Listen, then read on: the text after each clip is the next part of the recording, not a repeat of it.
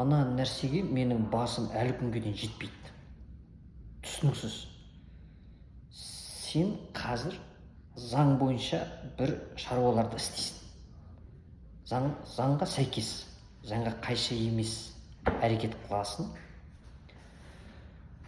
Бірнеше жылдан кейін сол әрекеттің үшін сен заң алдында жауап бересің. Неге? Ол мынандай мысал айтайын. Шетелден заңға сәйкес машина әкеледі, адамдар өзінің қаражатына сәйкес, қаражатына тұратын, сырттан өзі ұнататын бір машинаны әкеледі да, мәз болып адамдардың алдында қуанып, қуанышпен жүрген мезгілде 1-2 жылдан кейін қуанышы қайғыға айналады. Оны біліп жатырсыздар, иә, мысалы.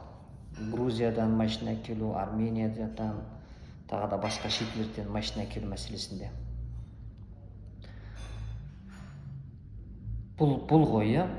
Енді мынандай жағдай болды. Осы заң өзгерту мәселесінде ойланбай өзгерте салады. Оның ақыры неге апаратынын түсінбейді ма, неге алдын ала бұның заңдар шығарып қоймайды? Өйткені бұл мәселе деген қазір туындап жатқан мәселе емес қой.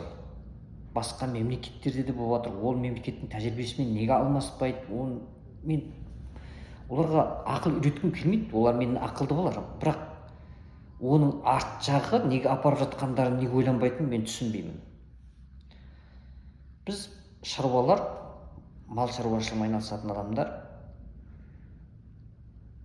шекара ашылған мезгілде малдың бағасы көтеріліп, біздер малдар сатқан пайдасын көріп, тағы да енді мал сатқан ақшасын біз әшейін құрт жібермейміз ғой. Оның үстіне тағы да мал алатын болсақ, өйткені мал көтерілді. Енді біз малды қалай аламыз? Малды қымбатқа аламыз.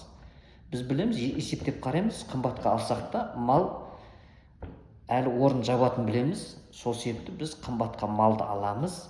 Малды алғаннан кейін